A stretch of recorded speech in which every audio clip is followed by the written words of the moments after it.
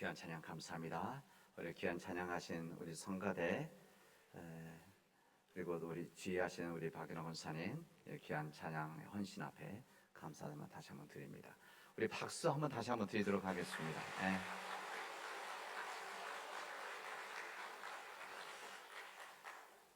오늘 비가 내렸습니다.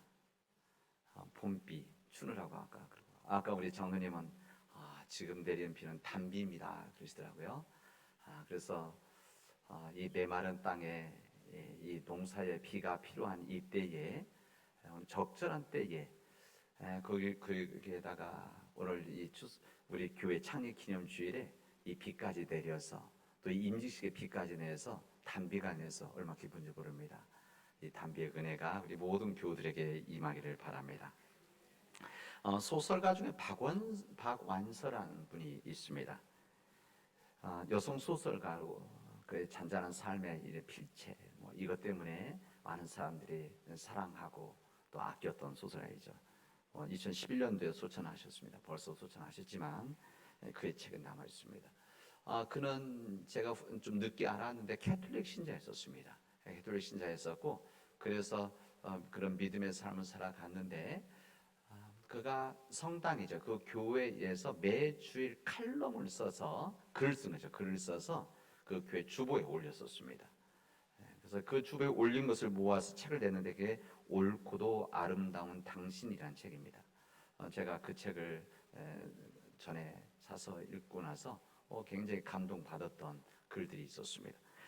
그의 칼럼집에서 그 내용 중에 한 이런 부분이 있었습니다. 우리 삶에 있어서 함께 살아간 삶을 구분할 때 두 분야로 두 부류가 있다. 한 부류는 인간이 몸이 잘 사는 삶을 살아가는 사람이 있고 그리고 한 사람은 마음이 잘 살아가는 사람들, 영혼이 잘 살아가는 사람이 있다. 한 부류의 사람들 몸이 잘 살기 위해서 노력하는 사람들이 있고 또 한 부류의 사람들은 영혼이 잘 되기 위해서 영혼이 잘 살기 위해서 마음이 좋아지기 위해서 잘 살기 위해서 살아가는 사람들이 있다. 이렇게 구분될 수가 있다는 겁니다. 모든 사람 다 구분할 수는 없겠지만 그렇게 구분해도 된다 이렇게 이야기를 했습니다. 오늘날 대부분의 사람들은 몸이 잘 살아가는 것, 내 몸 아니면 우리 가족들의 몸이 잘 살아가는 삶을 살아가려고 사실은 많은 노력을 하고 몸부림을 칩니다. 그래서 많은 노력을 하죠. 그 중에 세상의 성공도 그 안에 포함되어 있는 것이고 물질적인 것도 포함되어 있는 것이고 명예라는 것, 권력이라는 것들도 다 거기에 포함되어 있을 것입니다. 그런데 그 박완서 이 소설가는 그랬습니다. 이 몸을 있어 사는 것 이것은 지금 좋지만 그러나 인간 삶을 황폐하게 만들 수도 있다 이렇게 이야기했습니다. 또 그렇게 살아간다는 겁니다. 그러나 그에 반해서 우리 크리스찬들은 다 그런 것은 아니지만 몸이 잘 사는 삶이 전부가 아니고 마음이 잘 사는 삶, 영혼이 잘 사는 삶이 바로 우리 크리스찬들이 꿈꾸는 삶이다 이렇게 이야기를 했습니다. 때로는 지금 몸이 비록 고달플지라도 하나님 백성으로 살아가는 그 영혼, 그 마음이 잘 사는 삶 이것을 추구하는 삶이 삶의 목표이기도 하고 또 삶의 과정이며 그 삶을 통해서 사람들과 삶을 나눈다는 것입니다. 예수님의 말씀은 몸이 잘 사는 삶이 아니라 이 땅에서 몸이 잘 사는 삶이 아니라 우리 이 땅에서뿐만 아니라 하늘나라에서 마음이 영혼이 잘 사는 삶을 추구하고 있지 않습니까? 사도 바울, 우리 믿음의 우리 선배라고 할 수 있는 이 사도 바울은 그 자신 몸이 잘 사는 삶을 살았던 사울의 시대가 있다고 한다면 마음과 영혼이 잘 사는 삶을 살아가려고 했던 사도 바울의 삶으로 이게 구분이 되어집니다. 사도 바울은 당시 세상적으로 모든 것을 갖추고 있었던 사람입니다. 그리고 사람들이 부러워하는 사람들이죠. 또 부러운 기득권도 사실 많이 가지고 있었습니다. 그런 당시에 사람들이 부러워했던 로마 시민권을 가지고 있었습니다. 이 로마 시민권을 가지고 있다는 것은 그의 집안이 유력한 가정이다. 또 경제적으로 굉장히 풍요로운, 그냥 풍요로운 게 아니라 굉장히 풍요로운 가정이다. 아니면 무슨 전쟁에서 큰 공을 세웠던 가정이다. 이렇게 말할 수가 있습니다. 그런 공부도 많이 했어요. 그 당시에 가장 뛰어났었던 스승이었던 이 가말리엘, 아마 지금 뭐 서울에 있는 국립대 정도 되겠죠. 이런 정도의 스승한테 교육을 받았습니다. 그러니 얼마나 뛰어난 사람이었겠습니까? 그리고 그런 로마 철학에, 이 히랍 철학에 대해서 뛰어났었고, 그리고 이 율법학에서도 율법에 대한 부분도 뛰어난 능력이 있었습니다. 거기에다가 이 신앙 종교주는 엄격한 바리새파 사람이었어요. 원래 바리새파 사람들은 그냥 신앙이 경건한 사람들이었고 믿음을 지키려고 했었던 그런 사람들이었습니다. 이 바리새파로 활동을 하면서 그런 바리새파 사람이었기 때문에 이 믿음 때문에, 그가 가지고 있던 믿음 때문에 이 초기 기독교 여러 공동체 박해하는데 선봉에 섰던 사람입니다. 그런 신앙에 대한 열정이 있어서 다른 나라에 있었던 예수 믿는 사람들, 그 당시 예수쟁이라고 그랬겠죠. 이 예수쟁이들을 붙잡아서 자기 나라로 데려오려고 갔었던 사람이 되었습니다. 그러나 다메섹, 지금 하는 다마스커스죠. 이 다마섹에 가다가 주님을 만나게 되었습니다. 주님을 만나게 되는데 그날 갑자기 번쩍이면서 하늘에서 환한 빛이 이 사울에게 임했고, 여기에 이제 넘어지는, 이 사울이 몸만 넘어진 것이 아니라 마음까지도 넘어지는 역사를 겪게 되었습니다. 이때 하늘에서 그러죠. 사울아, 사울아, 어찌해서 네가 나를 박해하느냐 음성을 듣게 되어집니다. 이때 사울이 주여 당신은 누구십니까? 이렇게 이야기합니다. 그때 나는 네가 박해하는 예수니라 대답합니다. 이런 예수님과의 운명적인 만남을 통해서 그의 인생이 완전히 반전되어집니다. 완전히 방향이 다른 삶을 살게 되어집니다. 그는 자신이 가지고 있던 확실한 소신대로 살았다는 사람입니다. 자신의 소신, 고집이 있었죠. 자신이 쌓아놨던 이 기득권의 힘들을 가지고 그 뜻대로 살았던 사람이었는데, 세상의 성공을 위해서 열심을 다했던 그가 자신을 내려놓기 시작을 했습니다. 세상에 인정받는 삶을 살았던, 이것을 추구했던 사람이었는데, 그때부터는 하나님의 인정함을 받는 삶으로 바뀌게 되어집니다. 오늘 우리가 읽은 이 빌립보서 3장에 있는 말씀, 이 앞부분 7절에는 이랬던 이 사도 바울이, 그땐 사울이죠. 이 사도 바울이 이렇게 이해합니다. 그러나 무엇이든지 내게 유익하던 것을 내가 그리스도를 위하여 다 해로 여겼습니다. 이렇게 고백을 합니다. 그러니까 주님을 만나기 전에 그가 가지고 있었던, 여기 표현대로 한다면 나를 유익하게 했었던 이 세상적인 모든 것, 그러니까 그가 가지고 있던 명예, 권력, 학력, 재물, 성공, 이 모든 것들을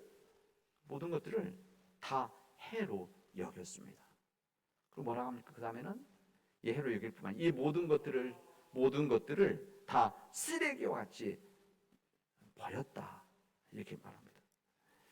아마 이런 이야기를 들었던 이 당시에 이 사람들은 제정신이 아니라고 했었을 것입니다. 제정신이 아닐 뿐만 아니라 비웃었을 것입니다. 그러나 바울이 했던 사울에게는 이런 총체인 삶의 변화가 그의 삶뿐만이 아니라 모든 하나님 믿는 사람들에게 거룩한 영향을 주게 되었습니다. 근데 여기 본문에 보면 이렇게 변화된 이유를 말합니다. 왜 이렇게 변화된, 자기 가지고 있는 모든 것들, 자기를 유익하게 있던 이 세상 모든 것들을 다 쓰레기같이 다 버렸는데, 이렇게 버릴 수 있었던 이유가 뭔가 하면, 이렇게 본문 그대로 말한다면 모든 것을 해로 여기는 것은 뭐라고 하냐면 예수 그리스도를 아는 지식이 가장 고상하기 때문입니다, 이렇게 말합니다.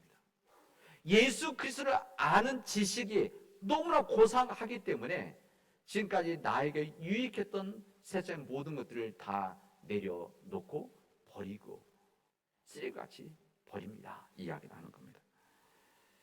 이게 지금 사도 바울이 이거 버리는 것이 아쉬워서, 아니면 버리고 나서 후회해서 그런 말을 하는 것이 아니라 진심으로 그런 그 모든 것들을 그냥 아낌없이 버렸습니다.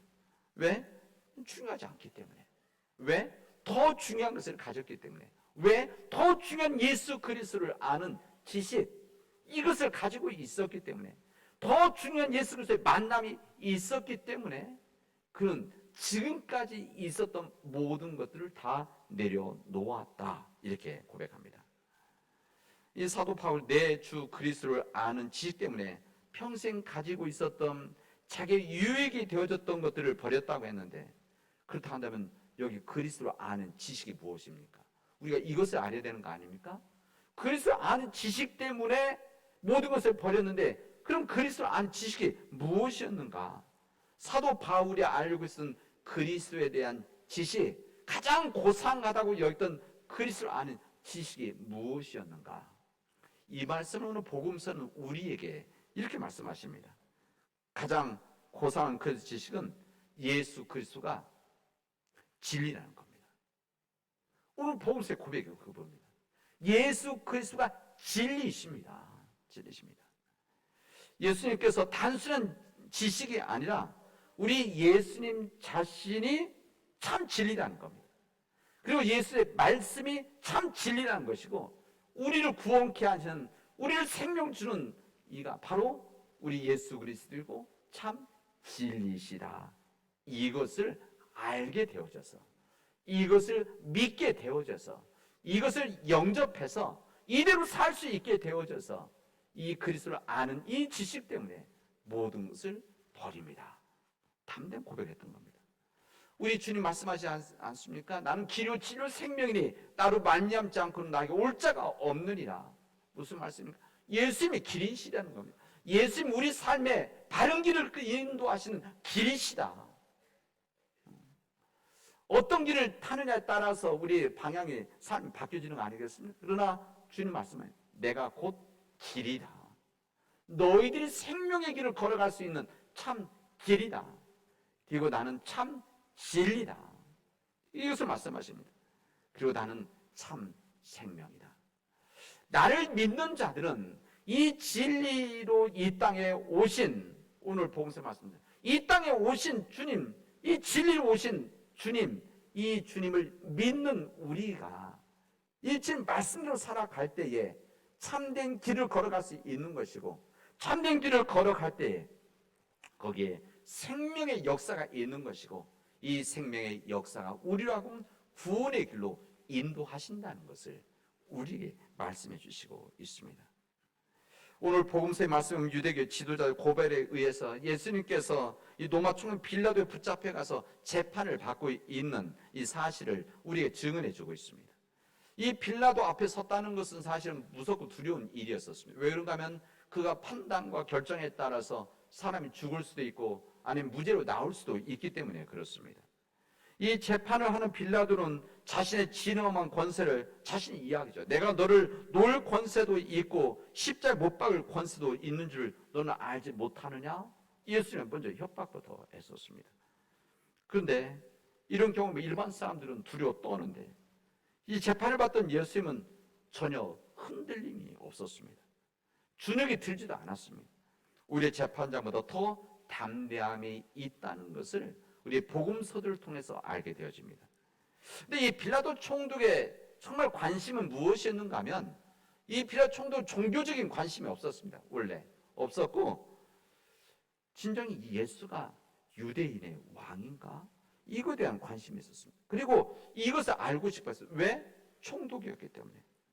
자기가 지배하고 있는 이 식민지에 새로운 왕이 난다는 것은 그만큼 혼란스러운 일이고 자신의 위치까지 흔들릴 수 있는, 위협받을 수 있기 때문에 이게 진정 유대인의 왕인가 궁금했습니다. 이 사람들이 예수님을 오랫동안 기다렸던 메시아라고 여기고, 그리고 그렇게 지금 대하고 있기 때문에, 또 여기에 대해서 또 반대하는 측이 있지만 그래도 많은 사람들로부터 박수를 받고 있기 때문에, 특히 오병이어 사건 이후부터는 수많은 사람들이 예수님을 자신의 왕으로 세우려고 하는 그런 움직임이 있었기 때문에 이 총독인 빌라도는 예수가 정치적인 왕인가, 이것을 물어보고 싶었습니다. 그리고 알기를 원했습니다. 이때 총독이 이야기합니다. 네가 진짜 유대인의 왕이냐? 질문했습니다. 사실 여기서 빌라도가 말한 것은 네가 정말 정치적인 왕이냐 세상적 왕이냐 이것을 질문했습니다. 그때 주님께서는 담대하게 말씀하십니다. 선명하게 이야기하시죠. 나는 왕이다 이야기하십니다. 하지만 주님께서는 이 왕이 빌라도가 이야기하는 정치적 왕이 아니었습니다. 왕은 왕인데 세상은 차원이 다른 나라의 왕이라는 것을 주님은 말씀을 하십니다. 내 나라는 하나님이 허락하신 하나님의 나라는 여기 이 땅에 이 세상에 속한 것이 아니다. 분명하게 말씀하십니다. 예수님께서 빌라도가 생각하는 눈으로 보이는 왕이 아니라 보이지 않는 영적 나라의 왕이라는 것을 주님은 선포하신 겁니다. 이뿐만 아니라 세상의 불의와 위선의 왕이 아니라 정의와 진실의 왕이라는 것을 우리 주님은 이 빌라도 앞에서 말씀하고 있는 겁니다. 죽음을 주관하는 세상과 인간의 권세가 아니라 사람들의 생명을 구하는 왕이라는 것을 주님 모든 사람들에게 주님은 선포하고 있는 겁니다. 그러하기 때문에 주님은 내 나라는 이 땅에 여기에 속한 나라가 아니다 말씀하셨던 것입니다. 주님이 말씀하신 하나님의 나라는 사람들의 욕심과 탐욕으로 이루어진 그런 나라가 아니라 하나님의 사랑과 하나님의 정의로 하나님의 진리로 세워진 나라입니다. 그리고 하나님의 진리와 하나님의 정의와 하나님의 말씀으로 세워진 그 나라가 바로 하나님의 나라이고, 이 하나님의 나라를 위해서 이 땅에 오셨고, 이 땅에 오셔서 우리에게 그 진리신 예수님께서 참 진리를 사람들에게 가르치셨고, 끝내는 그 진리를 위해서 십자가의 길을 선택하고 십자가에 못 박혀 죽으셨다는 것을 성경 우리들에게 증언해 주시고 있습니다. 주님께서 고난당하 십자가에 돌아가셨을 때, 주님께서 부활 승천하셨을 때 이 땅에 세운 주님의 몸된 교회는 무슨 교회인가? 바로 이 진리이신 예수님의 말씀을 듣는 교회였었습니다. 진리의 말씀대로 살아가는 교회였었습니다. 진리이신 이 예수님의 말씀대로 세상을 변화시키는 공동체가 바로 교회였었습니다. 오늘은 제18주년 창립 기념주일입니다. 지난 118년 믿음 안에서 걸어왔던 우리 교회의 길이 저는 하나님의 은총이다라고 믿습니다. 하나님께서 허락하신 은혜의 날입니다. 우리의 매년 창립주일을 맞이하면서 지나온 시간 되돌아보고 지금의 우리들을 지금 또다시 바라보며 미래를 그려보고 있습니다. 지난 118년 동안 우리 교회는 전적인 하나님의 은혜에 있었습니다. 하나님의 은혜가 있었기 때문에 지금 우리 교회가 되어진 것입니다. 지난 118년 동안 수많은 우리 믿음의 선배들이 믿음의 재단에 올린 헌신과 수고, 그리고 희생, 눈물의 기도가 모아진 열매가 지금 우리의 교회입니다. 어려운 역사 속에서도, 시대적인 상황 속에서도 흔들림이 없이 그 믿음의 행진을 담대하게 걸어왔던 우리 교회입니다. 그 믿음 안에서 주님이 그러하셨듯이 각 시대마다 십자가를 감당하는 것을 피하지 않고 우리가 그 십자가를 짊어져 왔습니다. 그럼에도 불구하고 이 모든 것을 이루신 분이 바로 우리의 주님이시고 우리 주님의 은혜입니다. 이 주님의 은혜 앞에 무익한 우리들은 이 주님의 역사에 쓰임받은 거룩한 사람들입니다. 무만한 주님의 역사에 동참했던 믿음의 주의 종들입니다. 이것이 우리 모두의 오늘의 감사입니다. 중요한 것은 지금입니다. 우리 과거의 역사를 들여다보고 그 역사를 칭찬하고 아니 비판하고 동상 세우는 것이 아니라 지금 우리가 어떻게 살아가느냐, 이것이 사실은 주님께서 원하시는 삶입니다. 우리가 어떤 삶을 살아가야 될 것인가? 그것은 오늘 주님 말씀대로 하신다면 진리의 교회를 세워나가는 겁니다. 진리의 교회, 진리 되신 예수님이 인도하시는 교회, 진리 되신 예수님의 말씀에 순종하는 교회, 진리 되신 예수님이 가셨던 길을, 그 십자가의 길을 좁은 길을 걸어가는 그 진리의 교회가 되어지는 것이 바로 우리에게 베푸신 주님의 은총에 대한 우리의 응답이라고 할 수가 있습니다. 뿐만 아니라 진리 되신 예수님께서 짊어지셨던 그 십자가를 지금 이 시대 속에서, 우리의 상황 속에서, 이 어두워져가는 이 절망의 때에 그 십자가를 짊어지는 겁니다. 피하지 않고. 때로는 희생도 있고 때로는 손해도 있고 우리 것을 내놓아야 되지만 그거 감당하면서 진리신 예수님의 그 길을 우리가 걸어가는 겁니다. 저는 오늘 지금 우리 교회를 위해서 헌신하고 있는 우리 모든 교우들, 재직들 다시 한번 이 귀한 헌신과 수고 앞에 감사하다는 말을 드리고, 사도 바울의 말씀으로 저는 여러분들에게 이 믿음의 고백이 우리의 고백이 되어지기를 바랍니다. 사도 바울이 이렇게 고백합니다. 내가 이미 얻었다 함도 아니요 온전히 이루었다 함도 아니라 오직 내가 그리스도 예수께 잡힌 바 된 그것을 잡으려고 달려가노라. 형제들아, 나는 아직 내가 잡은 줄로 여기지 아니하고 오직 한 일, 즉 뒤에 있는 것은 잊어버리고 앞에 있는 것을 잡으려고 표대를 향하여 그리스도 예수 안에서 하나님이 위에서 부르신 부름의 상을 위하여 달려가노라. 이 믿음의 고백이 우리의 고백이 되어지길 바랍니다. 이 믿음의 길을 주님의 부르신 부름의 상을 위해서 함께 달려가는 우리 믿음의 백성들이 되어지를, 그리고 우리 교회가 되어지를 주님의 이름으로 축원하겠습니다. 기도합시다. 은혜가 풍성하신 하나님 감사합니다. 오늘 저희들에게 귀한 은혜 주셔서 말씀 앞에 서게 하시고 진리의 예수님을 우리 믿음의 그리스도를 고백하고 그 믿음의 길을 결단하게 하여 주시오니 감사합니다. 하나님, 간절히 원하옵기는 우리가 주님의 은혜를 받은 자로 받은 은혜와 사랑을 내 곁에 있는 모든 이웃들과 사람들 그리고 민족들 앞에 나눌 수 있도록 역사하여 주시옵소서.